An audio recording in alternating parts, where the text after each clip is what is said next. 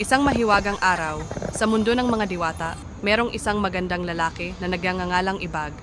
Siya ay nag-iisang anak ng isang magandang diwata na nagngangalang Ivtre. Si Ivtre ay ang pinakamaganda at pinakamakapangyarihang diwata sa lahat.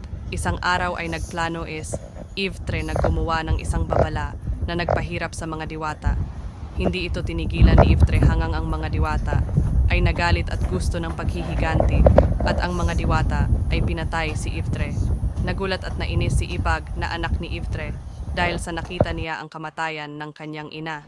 Dahil sa galit, siya ay pumunta sa isang malayong lugar na ang tawag ay Kilda para hanapin ang isang ibon na may kapangyarihang masama. Si Ibag ay nagsabi kung ano ang nangyari at gusto niyang maghiganti sa mga tao na pumatay sa kanilang mga magulang.